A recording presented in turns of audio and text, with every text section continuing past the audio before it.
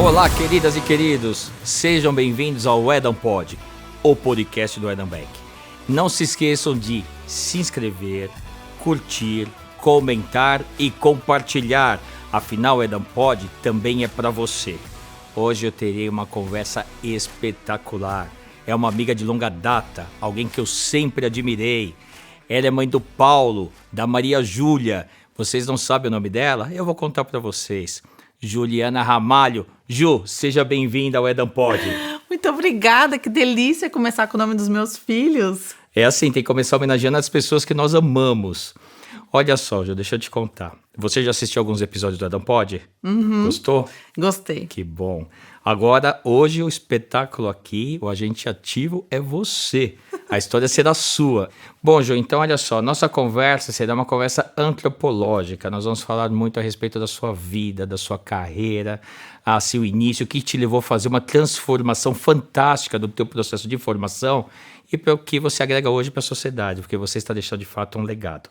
Então, antes de mais nada, em nome de todos, quero dizer, seja muito bem-vinda ao Edam Pod. É um prazer imenso tê-la conosco. Obrigada, eu que estou morrendo de felicidade de estar aqui. Obrigada pelo convite. Muito bom. Ju, vamos lá. Conta pra gente aqui. Você nasceu aonde? Nasci em São Paulo, mas tenho um coraçãozinho lá em Avaré, no interior, onde toda a minha família nasceu. Sua família é de Avaré? Isso. E você vai muito pra lá, então, eu imagino. Muito, sempre. E aí você percebe que você tem uma característica diferente por ser alguém que vai muito pro interior com relação às pessoas de São Paulo ou não? Isso não faz diferença pra você? Ah, faz diferença sim, porque eu gosto de aquele cafezinho às 5 da tarde, com a casa aberta, que chega todo mundo sem dar aviso prévio, sem ter muita formalidade, ou à noite junta todo mundo ali em volta ou da lareira, ou do churrasco, enfim. Então eu gosto de vida sem formalidade, como é no interior. Uma boa conversa é sempre muito bom, então. Lógico. Então vai ser fantástico. É o que nós vamos fazer hoje aqui, um bate-papo. Bora.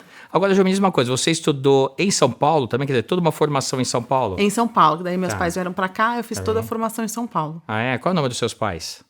Dulcídio e Laurinda. Você é muito próxima deles, né? Muito, demais. Eu vejo, assim, pelas mídias sociais que vocês viajam juntos, fazem várias coisas. A ponto de sermos vizinhos. Eu os trouxe pra morar no mesmo prédio que eu moro. Gosto de pai próximo. Você quer tomar conta deles, é isso? E acho um bom conceito de família. Enquanto a gente puder ficar junto, é isso mesmo, é isso mesmo. Temos um ciclo, né? Exato. Aproveitar esse ciclo com muito amor, carinho, proximidade. Muito bom, parabéns. Obrigada. Agora, Ju, vamos lá. Dado que nós falamos dos seus pais, olha pra câmera, manda um recado pra eles. Uau, que delícia poder mandar um recado pro meu pai, que é meu sócio, que me ajudou a chegar até aqui, que está todos os dias comigo, na burocracia, no estratégico, no almoço de domingo, e para minha mãe também, que tem 84 anos e está lá na PUC trabalhando, provavelmente essa hora está na frente de uma classe de pós-graduandos, de mestrandos, e sempre me ensinaram que trabalho a gente tem que fazer até quando a gente quiser. E isso eu trago para mim. Que legal, que recado lindo, interessante e muito efetivo, né? É um recado que você está trazendo aqui para as pessoas para as pessoas possam analisar e reavaliar suas carreiras. Exato. Gostei do que sua mãe disse, viu? Eu vou levar também para minha vida. Realmente muito bom, muito bom. Agora, Ju, vamos lá. Você fez engenharia? Onde é que você fez engenharia? Qual tipo de engenharia você fez? Conta um pouquinho. E por que engenharia? Olha só, quando eu estava na escola, fiz aquele teste, né, do que a gente deveria fazer. E primeiro saiu assistente social. Aí eu falei, olha, tá certo que eu gosto muito de gente, mas eu não me vejo sem cálculo. Então, eu fiz escola politécnica, fiz na USP engenharia de produção mecânica, porque eu queria muito viver o mundo da matemática, dos cálculos, aquela parte mais difícil. Por algum motivo eu tinha um pezinho ali na engenharia. Isso te levou a trabalhar onde? Como é que foi a tua carreira? Então, aí eu adorava chão de fábrica, mas um dia eu vi uma propaganda que ia ter um processo seletivo no Banco Real. Mas você fez chão de fábrica ou não? Eu adorava, eu fazia muito trabalho. Não, mas você chegou a trabalhar na indústria também, não? Tá. Achava que eu achava, Tá bom. então, meu plano era, vou fazer 1 ano de estágio num banco para entender como é, que tá todo mundo falando que é muito bacana. E Paga depois bem. eu largo, Paga paga bem, bem, exatamente. E depois eu largo e vou para chão de fábrica. E aí você se encanta pelo pagar bem, pelo aprendizado, que de fato estava sendo muito rico. E aí fiquei como estagiária e depois trainee no Banco Real. E você entrou em que área no Banco Real? Controladoria. Controladoria? Bom, É uma área que exige assim, bastante trabalho, cálculo, Muito. muita leitura, muita pressão, fechamento de resultados. Sem dúvida. Quando a gente chegou, a gente tinha uma meta de. A gente estava fechando o mensal do banco no 10º dia útil, tinha que ir para o 5º dia útil, ou seja, você tinha que lidar com processos, tinha que entender de balanço, tinha que entender o gerencial. Fui estudar contabilidade, fui estudar derivativos na antiga BMF, porque eu fechava o mapa de derivativos do banco. Então, ali foi a escola que eu tinha que ter tido para chegar onde eu cheguei. Hoje eu vejo. Você sabe o que é interessante? Eu sou formado em contabilidade também. Essa é a minha primeira faculdade. É mesmo. Pois é, todo mundo acha. É sempre uma surpresa quando eu falo isso, para absolutamente todo mundo. E é interessante o que você falou, porque eu também fiz derivativos na BMF e olhei muito com uma visão de carreira, né? Então, assim, se a maioria dos meus colegas não entendem de produtos, ou olham muito mais cálculo, entender de um produto, ainda mais derivativo, que as pessoas têm até medo, né? Parece que é algo assim, não. Opções. Eu não me permito aprender porque é muito difícil. Nem sabe se é difícil ou se não é Exato. difícil, né? Somente não se deixam levar a oportunidade de aprender.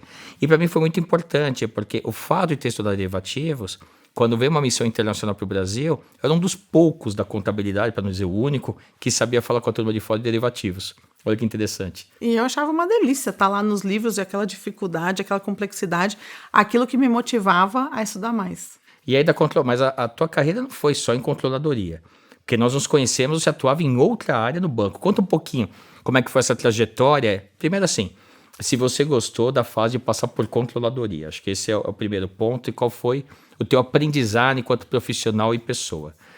Depois eu queria saber assim, qual foi a tua trajetória, quer dizer, quais foram as áreas que você foi passando, porque eu já te conheci num estágio totalmente diferente, que eu não vou contar. Eu vou deixar a coisa avançada, a gente vai conversando e aí naturalmente vocês vão descobrir qual foi o estágio que a Ju atingiu. Mas conta assim, como é que foi esse processo evolutivo aqui? Tá.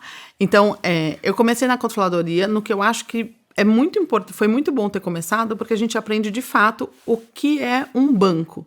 Então, a parte dos ativos, a parte do passivo, a parte da tesouraria, o banco, qual é o papel dele, qual é o propósito dele na sociedade.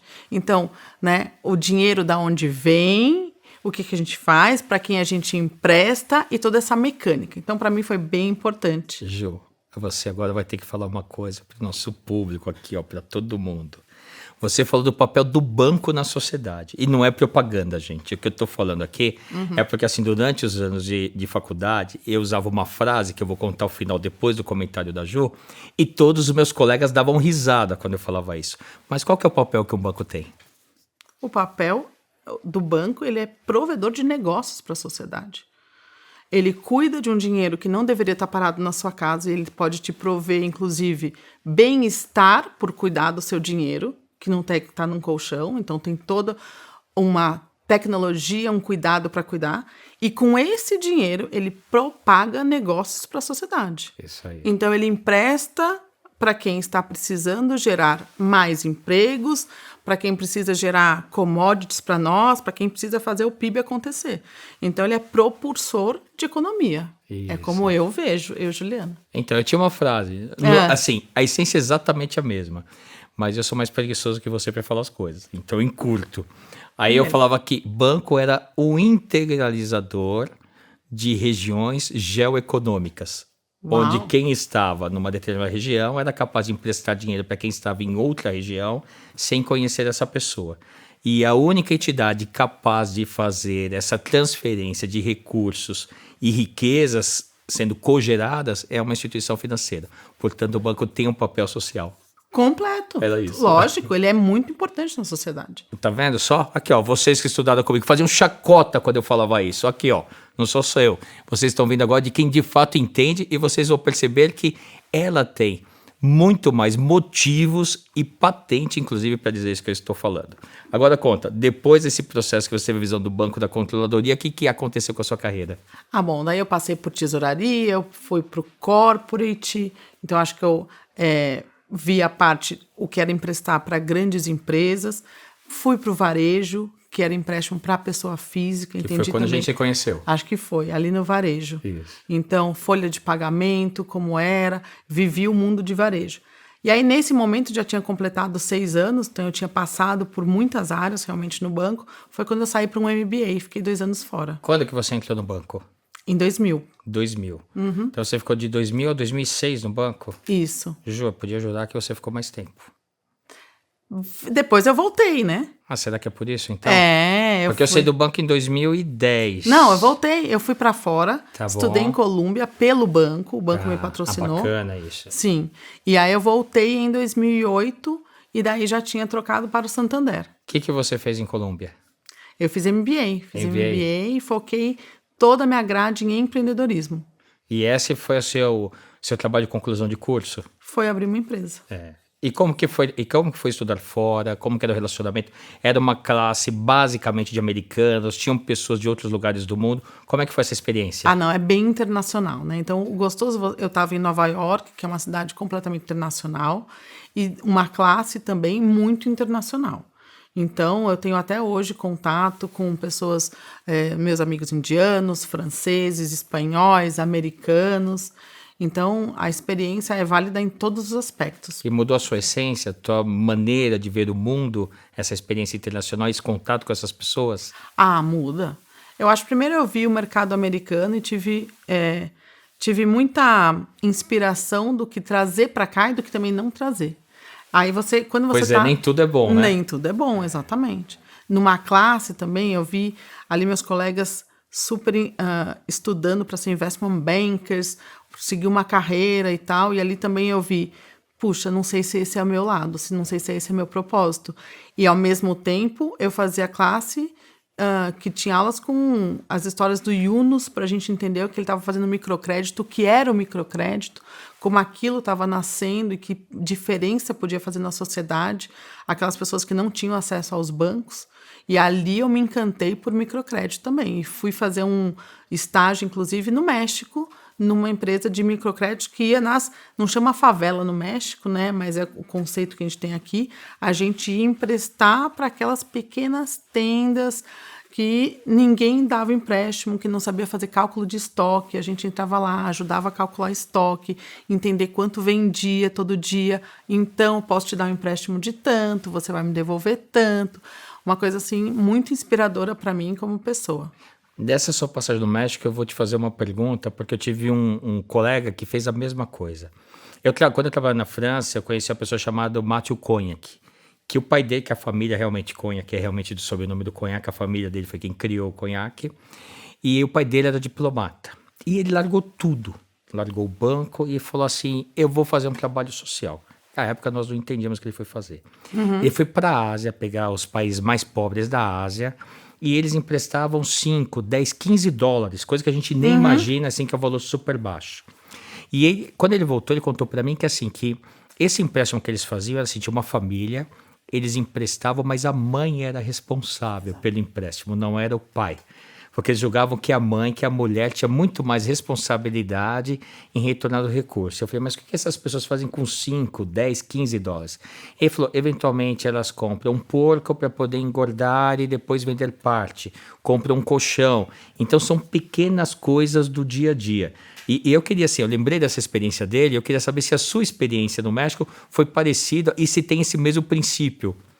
Esse é o modelo Yunus, inclusive, de fato a mulher é cuidadora do dinheiro e isso também melhora o papel dela na família e na sociedade. Então esse é o modelo Yunus. No então México, tem uma valorização social também, quer dizer, não é só financeira. Exatamente. Tá bom. E lá no México não era exatamente assim, aonde eu fui trabalhar tinha um pouco de tudo, ele não estava embasado nesse modelo Yunus, mas isso funcionava. Isso funcionava. A mulher é uma ótima pagadora, ela é uma ótima, vamos dizer, o controle de caixa dela, quando ela sabe que é o dinheiro que vai para a família, ela é uma ótima cuidadora de caixa. Você sabe que no Adam Bank nós temos só mulheres no nosso financeiro, né? Eu acho que você está indo bem por isso. Lilian, Kátia, Silvana. Ah, tem o Danilo também. Desculpa, Dan. O Danilo também tá lá. Olha, eu falei que só mulheres, não. Tem o Danilo lá, que tá no meio das nossas grandes executivas. Enfim. Então, e quais cidades do México você trabalhou? Ou era... Porque o México é grande também, não é um pequeno país. Não, eu fiquei baseada em Veracruz, uma cidade litorânea, perto da cidade do México, há umas 4 horas. Eu fiquei lá vivendo aquela vida por 2 meses. 2 meses. Um lugar muito quente e a gente ia assim, pega o ônibus, vai até próximo da comunidade, entra na casa da pessoa, eles nos oferecem Coca-Cola, porque lá fiquei surpresa, tomavam mais Coca-Cola do que água, e a gente vai na tenda, né, que chamava de tenda, e entender qual é a logística que eles fazem de compra e de venda. Foi um trabalho, assim, muito impactante para mim. Mexicanos e brasileiros, latinos, quais as principais diferenças? Puxa, eu acho que nós somos calorosos de qualquer forma, então sempre me senti muito bem recebida, sempre me colocaram como família, então isso para mim é uma semelhança muito boa. Eu diria que é isso. Os modelos de fazer negócio são similares e eu faria muito bem negócio no México como faço aqui. Então, se um dia, quem sabe, a gente expandir para lá, eu acho que a gente consegue entrar naquele mercado, porque é um mercado caloroso, é um mercado que entende esse atendimento que a gente fala tanto aqui, né? Essa coisa mais vinculada ao indivíduo, à pessoa, mais humanizado. Isso, a tecnologia é commodity, a gente precisa dela, mas é o olho no olho, é a palavra, é o que eu estou te prometendo aqui agora que está valendo. Muito bom. E você falava espanhol? Não, a gente aprende. Muito bom, muito bom. E era um grupo multidisciplinar, multinações? Como que eram as pessoas que estavam todas envolvidas? E como é que vocês chegaram? Quer dizer, já era um programa da Colômbia, que tinha um parceiro, ou não foi o que vocês buscaram? Então, era um empregador que ele vai lá em Colômbia e faz o recrutamento, né? Então, como qualquer banco vai lá, essa ONG chamada Planet Finance, que tinha origem francesa, estava lá recrutando as pessoas para o verão, para o nosso summer job. E aí, no meu caso, eu peguei o summer job lá no México. Mas era uma ONG que estava crescendo mundialmente e que estava com uma posição mexicana. E aí veio gente do mundo inteiro. Então, eu tinha uma chefe francesa, eu tinha colegas mexicanos. E assim vai. Isso eu acho que não tem mais barreira, né? A gente Muito tem que estar rico. onde qualquer lugar. É isso aí. Não tem mais que ter barreira aqui. Aí depois você viu como a coisa aconteceu no México, voltou para Colômbia. E quando que você retornou para o Brasil? Eu voltei para a Colômbia, mas na verdade voltamos uns colegas e iniciamos em Colômbia um fundo de microcredit. Uau! E eu descobri recentemente, eu até achei que tinha parado, ele está de pé até hoje. Desde 2007. E recebe o doações? Microlúmbia, os próprios alunos cuidam. Tá bom. Na época, eu trouxe o grupo fundador, nós 5 que fundamos, viemos até o Banco Palmas, lá em Fortaleza, porque já era um banco que estava fazendo microcrédito com sucesso. Fizemos essa viagem e foi muito interessante. Daí voltamos à Colômbia e decidimos criar. E Colômbia criou algo que está de pé até hoje. Os estudantes que cuidam e fazem microempréstimos para a Ásia, para a África, enfim. Está de pé até hoje, você vê? Muito bacana. E você nem sabia, que você descobriu há pouco tempo. Porque eu me desliguei do projeto depois que vim a São Paulo. E recentemente que vi no site que está de pé e retomaram contato comigo. Encontrei os amigos na Espanha recentemente que eu fui lá. E é uma coisa que às vezes a gente nem sabe o impacto que uma ação causa, né, Edu? Nas pessoas, uma boa ação, na sociedade. Ela vai embora. Uma boa ação, ela propaga, segue. Ela propaga, ela segue um fluxo. Ela propaga, muito bom. E essa foi sua primeira ação, atividade empreendedora? Foi. E qual foi o sentimento de criar uma coisa assim, junto com os colegas? Porque até então, quer dizer, você já tinha uma ideia dessa continuidade ou era uma coisa que vocês sentiram inicialmente que poderia ser como se fosse quase que um teste, um piloto para saber se a coisa avançava? Qual que era o princípio no início? Mas eu acho que todo empreendedor é meio sonhador, né? Ele vai meio sem saber, ele vai... Se der certo por um mês, deu. Se der certo para um ano, deu. Se der certo para a vida toda, deu. E às vezes essa sensação da gente ser dono, muito dono, talvez... a gente é dono daquele começo. O futuro... É isso aí. Nem sei. É isso aí. Tô criando para uma coisa que talvez não seja minha, que talvez não... É um legado. É um legado. É um legado. Vamos deixar, vai. E o difícil do empreendedor é assim, crio isso hoje, amanhã eu vou criar outra coisa. Esse deu certo, agora vai em frente, deixa eu criar o próximo. E foi assim, em Colômbia, daí criei também a minha empresa, Talento Sênior. Lá já? Ok. Lá? Então a Talento Sênior você criou antes de retornar para o banco? Março de 2008. Mas ela é aberta no mercado brasileiro ou no mercado brasileiro? Você, quando estava lá, você abriu a empresa, mas você retornou ainda para o banco? Retornei. Então, foi assim. Eu aproveitei toda a grade de empreendedorismo de Colômbia para fazer o Projeto Talento Sênior. Tá bom. Porque o Projeto Talento Sênior, para mim, ia ser bom, inclusive, para o próprio banco. Tá. O que é o Projeto Talento Sênior? O banco, ele tinha uma política que pouca gente percebia e, para mim, incomodava demais. Eu acho que isso que faz algum empreendedor. Ele se incomoda com alguma coisa que muita gente nem percebe. É isso aí. Então, eu me incomodava com a prática de aposentadoria compulsória aos 60 anos. E não é porque eu me incomodava pelo banco em si, mas eu via aquelas pessoas receberem uma caixa de papelão pelo aniversário e terem que esvaziar a mesa. E simplesmente eu via que aquele conhecimento acumulado, que o país tinha investido naquela pessoa 30 anos, que sabia muito de caixa, de tributos, de tesouraria, o que quer que seja, eu falo, aquele conhecimento não vai ser mais aplicado? Pois é. O país pode se dar o luxo de não aplicar esse conhecimento. De descartar essa experiência, conhecimento. Então eu achava um desperdício para o país, não para aquela instituição. Aquela lá podia treinar outras pessoas, o conhecimento estava lá, estava ok. E eu falava, e os milhões de microempreendedores que tem no país? Não podiam ter a ajuda desse profissional? Imagina um profissional desse, ele senta um dia com você na semana e ele fecha o fluxo de caixa de uma pequena e média empresa. Então, esse sempre foi o meu projeto, que daí, nos Estados Unidos, eu entendi o modelo americano e vi que eu podia trazer para cá. Porque lá eles já tinham um modelo de executivo fracionado. Tinha uma empresa, inclusive, que eu conheci, que chamava Reserve. É o resservir.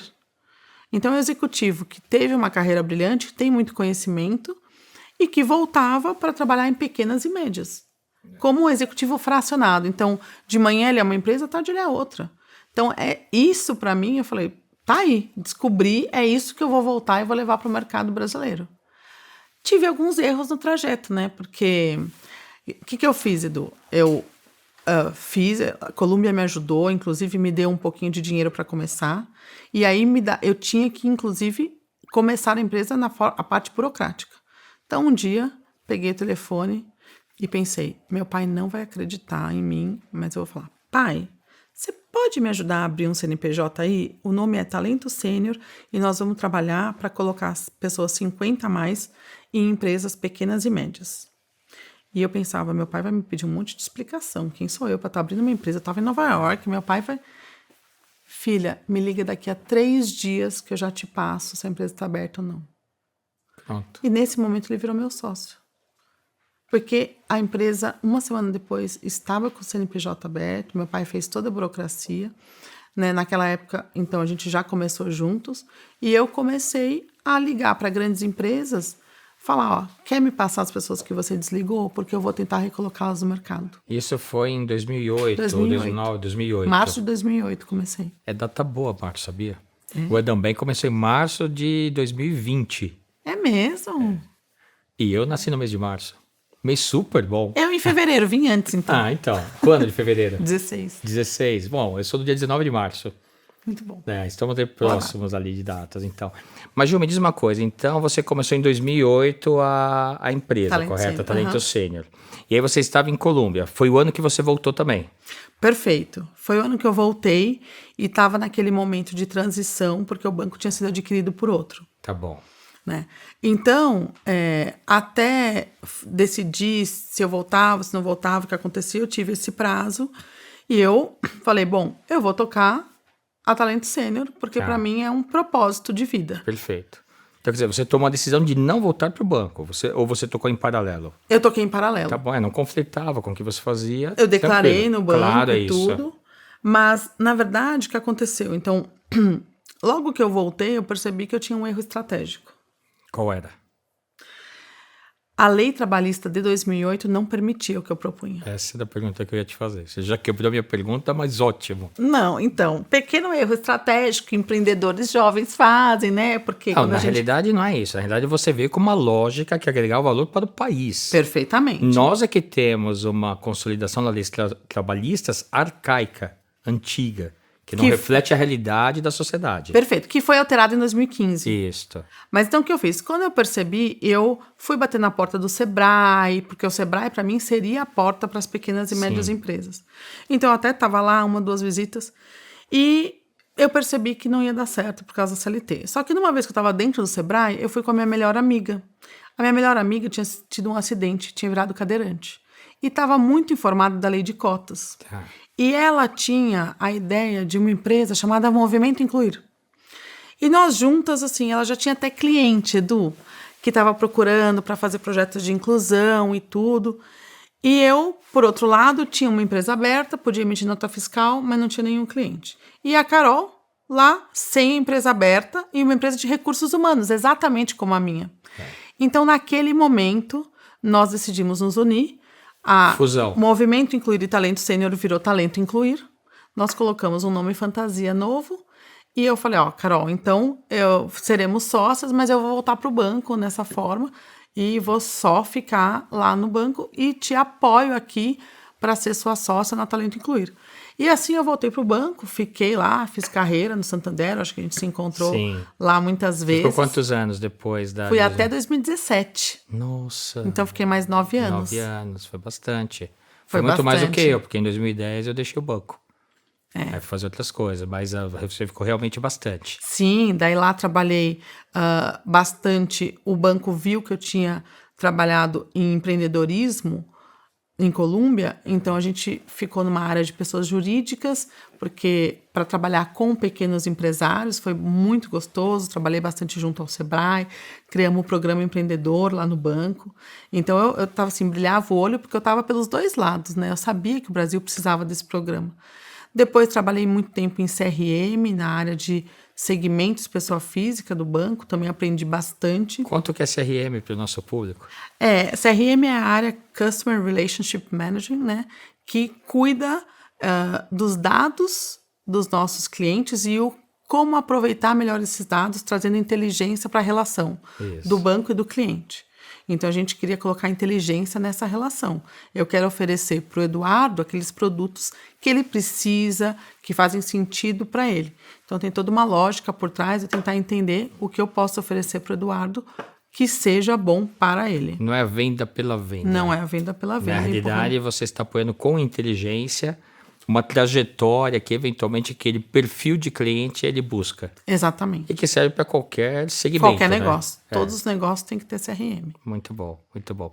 Então, aí você fez essa carreira no banco. E como é que foi aqui a Talento Sênior ou Talento Incluir? O nome ficou Talento Incluir, é isso? Talento Incluir. Então, Como ficou a Talento Incluir? Como é que foi essa trajetória de 2008 até o seu retorno para a atividade? Então, a Carol Ignarra, né, minha sócia, melhor amiga, ela tocou a Talento Incluir. Manda um recado para ela também. A Carol Ignarra, não tenho o que falar da Carol Ignarra. Ela acho que ela mudou o mercado de inclusão de pessoas com deficiência no país. Eu acho que ela fez esse mercado, na verdade. O que é feito hoje tem muito do que ela trouxe, do que ela traz, né? A Carol tá aí nos palcos da vida. Então, era um orgulho ver o que ela construiu. A gente ajudou muitas grandes empresas no país a fazer uma contratação humana, correta, bem feita das pessoas com deficiência. Porque não é contratar pela deficiência, é contratar pelo perfil, é contratar pela experiência da pessoa, pelo que ela vai agregar ao negócio. Então, a gente conseguiu, em muitos clientes, mudar essa forma de pensar. Então, e fazer projetos completos, né? Não é a contratação. Como vai contratar se o cadeirante não consegue subir ali a entrada? Tem que então, fazer vamos acessibilidade. Acessibilidade tecnológica para todo mundo poder acessar os mesmos sistemas, tá participando de tudo, né? Comunicacional e tal. Então, tem todo um projeto envolvido quando você quer, de fato, incluir a pessoa com deficiência. E tudo quem fez é a Carol, né? Eu ficava só aplaudindo de longe.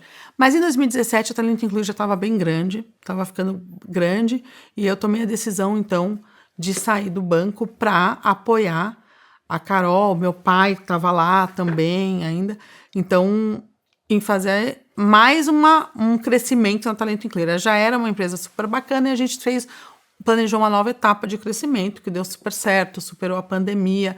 Talento Incluir vai muito bem. Hoje a gente fala que é um grupo, na verdade, porque daí a gente abriu outras empresas. Quantos profissionais vocês incluíram no mercado, levaram ao mercado? Diretamente feito pela nossa equipe, já foram mais de 8.000. Mas o que a gente gosta de fazer mesmo é treinar o RH e o gestor para que ele aprenda a fazer e faça por si só. Perfeito. Então, assim, eu acho que a gente já treinou mais de, não sei, já perdi a conta, talvez 30.000 gestores por todo o treinamento que a gente já deu em todos esses anos, para que eles tenham o potencial de fazer, que eles não dependam da gente. Qual o perfil de empresa? Somente aquelas que buscam uma questão legal ou já começou uma consciência melhor da sociedade?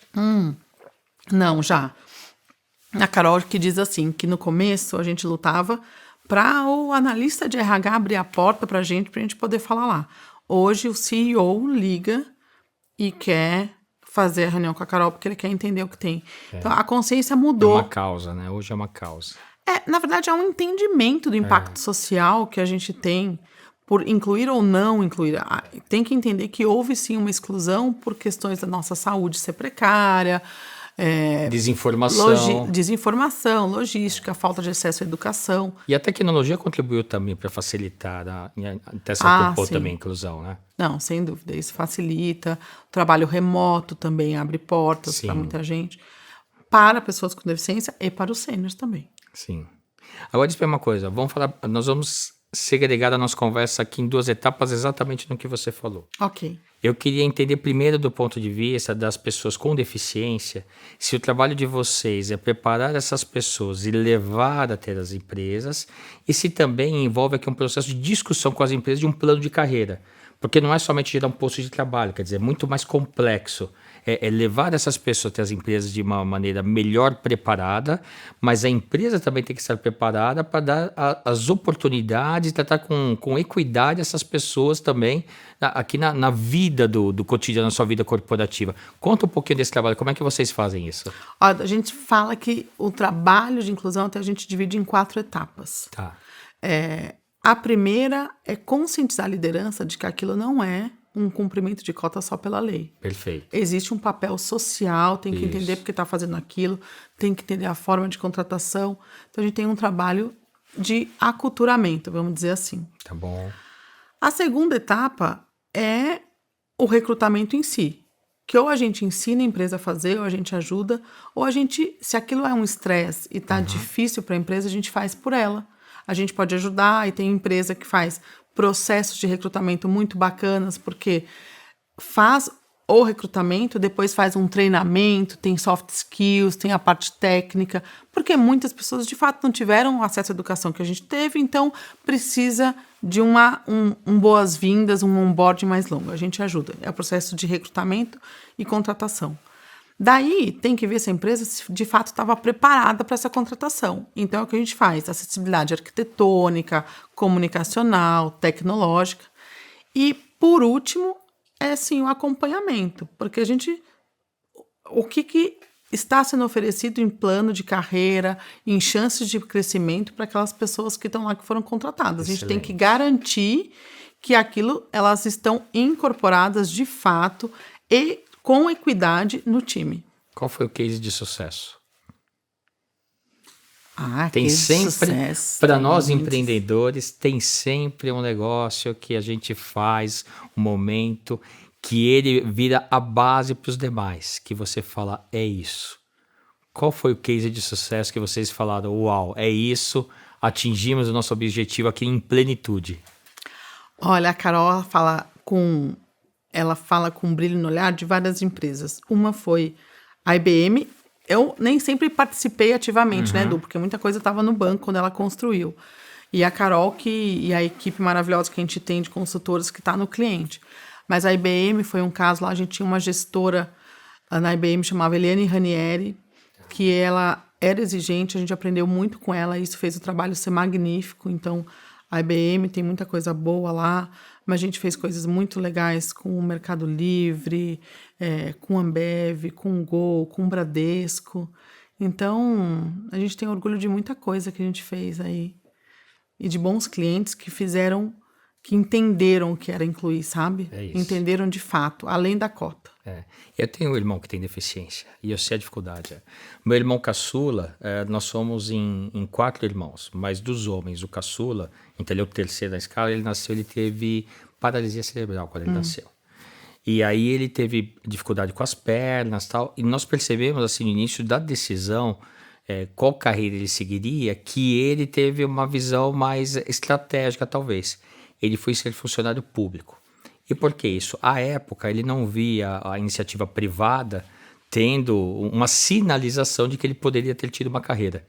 Então, eu admiro bastante o trabalho de vocês, porque assim, nós sentimos em casa, tem uma questão familiar. Renatão, um beijão para você, querido. Nós sentimos em casa a necessidade de como trabalhar adequadamente o processo de formação dele, porque são várias questões, são questões psicológicas, questões de respeito da sociedade, de conhecimento da sociedade. Para ele, tem uma dificuldade até se vai pegar um ônibus, quer dizer, não necessariamente você tem um motorista que respeita uma pessoa sênior ou que respeita também uma pessoa com deficiência, como se não quisessem que aquela pessoa fizesse parte. Então, a gente tem um processo de transformação também da sociedade, não tem, Ju? E longo, viu? Quando a gente abriu o Talento Incluir, a gente pensou que ia durar 10 anos. A gente falou, isso aqui é um business que a gente vai ter que ganhar dinheiro em 10 anos, porque é isso, assim. Ele vai acabar em 10 anos, se Deus quiser, a gente compra... Não vai. Já se passaram 10, depois agora mais 5. Melhorou, mas o desafio continua grande. Continua. Bom, agora vamos lá. Além da Incluir, você tem também a Talento Sênior. Pois é, Talento Sênior lá em 2008 a gente engavetou, porque não era viável. Só que em 2015 a CLT de fato virou. Em 2017 eu voltei para Talento Incluir e tal. E o que aconteceu foi, a gente já pensou, bom, agora o mercado está preparado. Agora talvez seja a hora de voltar nesse modelo. Só que, assim, o último pingo mesmo para extravasar o copo foi na pandemia.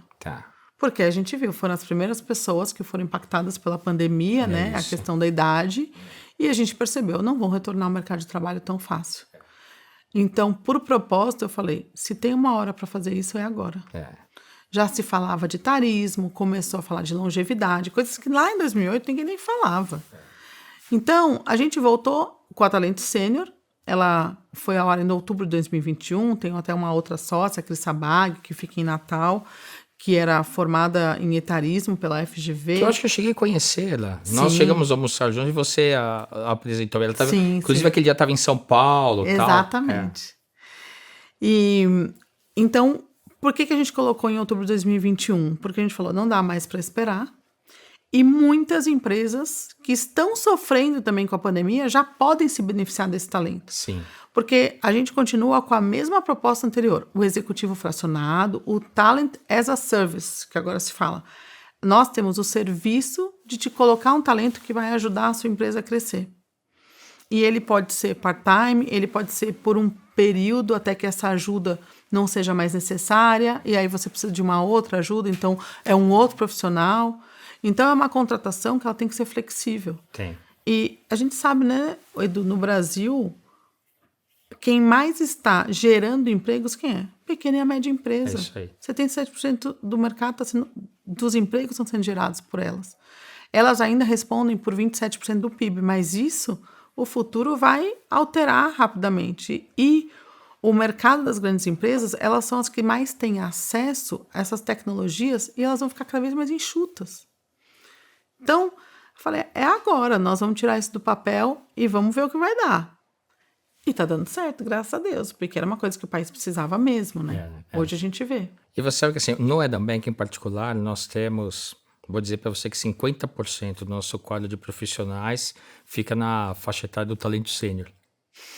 Lógico, porque você viu o talento, né? Você já tem experiência ali, tem muita experiência. O país tem que usar. Aí a mescla é boa, a energia daquele que está entrando no mercado de trabalho, que traz a tecnologia, a inovação com experiência e visão estratégica dessas pessoas. Exato. E um conhecimento técnico fantástico. Exato. Quer dizer, já vivenciaram muitas coisas que muitas vezes quem é jovem, não é que não tem formação, a formação é excepcional, mas é que tem que ter vivência para perceber algumas coisas. É isso, então a gente fala não é conflito de gerações, é abundância de gerações, é Isso. vantagem de gerações. Exato. Não existe guerra, Não existe existe complementariedade. guerra. Exato. A diversidade faz a diferença. Lógico, é o que você fala, 1 mais 1 não é igual a 2, não. Não, é exponencial. É. Agora você teve várias premiações internacionais que eu andei acompanhando, recebeu aporte. Conta um pouquinho disso aqui para todo mundo.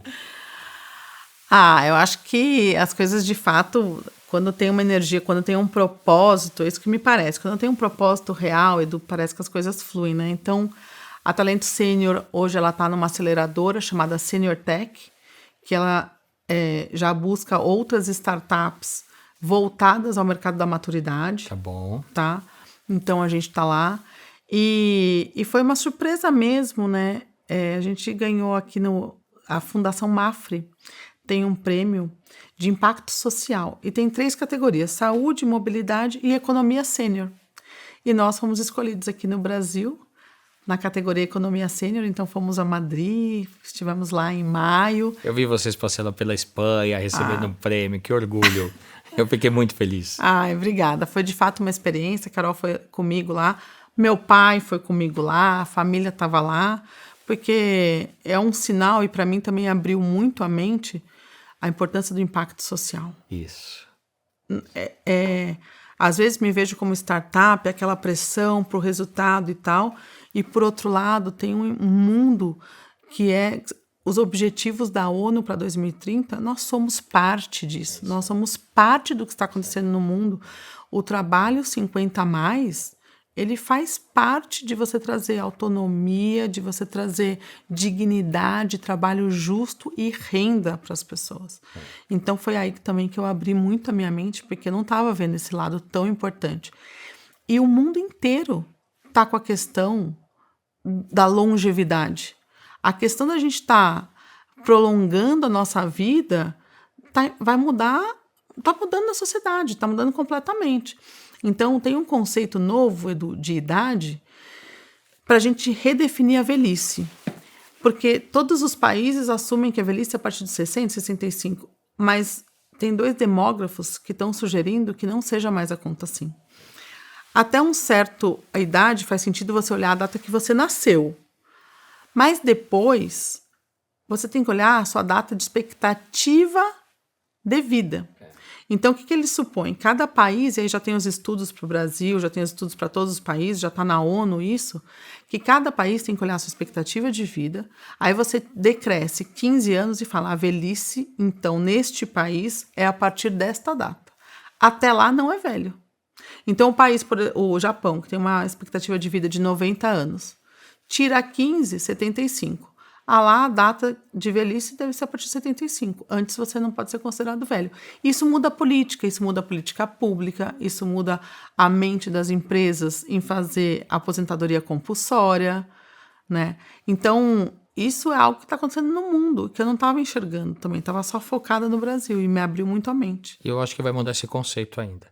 Porque eu acho que num dado momento nós vamos olhar capacidade de entrega, de raciocínio, de criação, que não tem idade.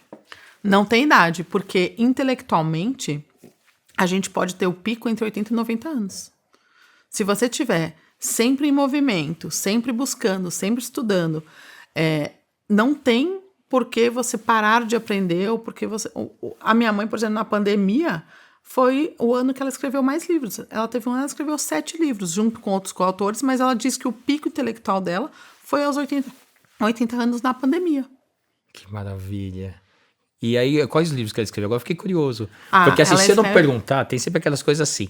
Às vezes, quem está sendo entrevistado cita alguma coisa e eu olho e falo, bom, não tem muito a ver com o tema, eu vou passar. Mas depois eu recebo um monte de mensagens das pessoas dizendo, Edu, gostaria de saber, por exemplo, quais são os livros para poder ler esse livro, qual é o tema. Então, conta pra gente, se você lembrar de todos, quais livros ela escreveu, qual o objetivo dos livros, porque certamente tem uma série de pessoas que nos acompanham. Entre essas pessoas, certamente a minha esposa, que ela sempre faz essa pergunta. Então, Líria, um beijo para você. Então, conta quais são os livros. Tá. A minha mãe, ela é especialista na função de coordenador pedagógico. Tá. Então, ela é pós-doc em pedagogia, em psicologia da educação, pela PUC São Paulo. E eles têm uma coletânea de livros, que inclusive é usada nos concursos, nas escolas da prefeitura e do estado, então de coordenador pedagógico. Então ela tem uma série e ela tem livros específicos sobre Vallon, sobre Piaget, com impacto na educação. Ela entende que o coordenador pedagógico, o educador, a tese dela é de que a relação com o aluno é fundamental naquilo que você vai tornar de aprendizagem para o aluno. Pelo menos na minha ignorância. Eu não tenho dúvida disso. Ouvindo as lives da minha mãe, que minha mãe faz live, palestra e tudo, então eu fico aprendendo com ela. A importância da relação mesmo afetiva. Ela chama psicoafetiva, entre educador e aluno. Então, os livros dela são sobre isso. Os nomes eu não vou lembrar, não. Não, né? Bom, depois você escreve. O pessoal, assim, deixa nos comentários lá depois, Ju, porque as pessoas vão perguntar. Tá bom. Aí você escreve no comentário quais são os livros. Assim que sair o Edam Pod, você já escreve, olha, pessoal, os livros são tais. Tá bom. Tá bom? Porque eles vão perguntar com certeza. Coloco, tá bom. Agora a gente tá chegando ao final da nossa conversa, Ju. Sim. E olha que interessante. Você falou que a capacidade de criação vai até os 90 anos. Vai. E no início da nossa conversa, você citou uma frase da sua mãe que dizia... Qual que é a frase que ela falou? Que a gente tem que parar de trabalhar só quando quer. É isso. Então, o conceito de aposentadoria é imposto pela sociedade. E não deveria. Tem que ter educação financeira. Sim. E temos que trabalhar até o dia que desejarmos. Exato. Não é? Parar de trabalhar precisa ser uma opção. Isso, exatamente. Muito bom. Agora, Ju, vamos lá. Para finalizar nossa conversa, que eu duraria aqui mais 2 dias fácil. Então, assim, a gente para de gravar e a gente continua o nosso bate-papo, tá bom? Tá combinado assim? Tá. Ó, sinto muito, azar de vocês. O pessoal tá aqui com craquete, passou o tempo, quebrou. Ela sempre estoura. Então, não se preocupem não, que nós estamos super habituados com isso. Agora, Ju, recados finais. Olha para a câmera e fala o que você gostaria de falar para essas pessoas que têm um processo inclusivo, para o talento sênior. Quer dizer, qual que é o recado que você dá para eles e como que você acha que eles deveriam tocar a vida deles nesse momento? Tá, então, se é um empresário que está lá com a dificuldade do dia a dia para crescer sua empresa, para internacionalizar, para contratar a equipe, o que seja, considere trazer um talento sênior para a sua equipe para te ajudar. Estamos na era do talento acessível. Hoje, aquelas pessoas que trabalharam 20 anos, que foram diretores de grandes empresas como Coca-Cola e tal, talvez eles estejam querendo ajudar uma pequena e média empresa. Então, considere isso. E se você é um talento sênior que gostaria de continuar trabalhando, realmente não pode parar. Então, tem muita coisa para fazer, tem que se colocar em movimento, tem que procurar as empresas como nós, Talento Sênior, e tem outras, mas o importante é estar em movimento, porque a sociedade, na verdade, precisa do seu talento. Tem mais de 1 milhão de CNPJs que faturam de 400 mil a 100 milhões que precisam de pessoas talentosas, pessoas qualificadas. Então, é só uma questão da gente ajudar a fazer essa ponte. E é isso que eu me prontifiquei a fazer como propósito. E como é que eu entro em contato com o Talento Sênior? Se você esqueceu de falar, me fala site, telefone, e-mail. Vamos, aproveita. Tá bom. Fala, merchan total. Assim, aqui estamos fazendo o bem para a sociedade. Ju, agora é com você. Obrigada. Vai. É www.talentosenior.com.br. Eu estou no LinkedIn como Juliana Ramalho. Estou no Instagram como Ju Ramalho, _, talento. E vou passar até o meu e-mail, juliana.ramalho@talentosenior.com.br. Tem telefone? Tem telefone. 11 9 7200 1151. Ju, muito obrigado. Conversa Obrigada, adorável. Edu. Vamos ter que repetir um fora e talvez trazendo aqui suas sócias também. Lógico. Gostaria de entrevistar vocês, o seu pai. Gostaria de entender como é que vocês lidam nessa questão familiar e com outros profissionais também, inclusive à distância. Tá certo. Tá bom, Ju? Mais uma vez, obrigado. Foi um prazer imenso tê-la conosco. Obrigada. E eu vou dizer agora para você. E para quem está nos assistindo, até breve. Foi um prazer imenso estar com vocês. E olha só, pessoal, vocês estão no Edam Pod. Não se esqueçam, mais uma vez, de incluir seus comentários, de postar o que nós estamos falando, de compartilhar e de se inscrever. O Edam Pod é feito para a sociedade brasileira e para você. Muito obrigado mais uma vez e até a próxima.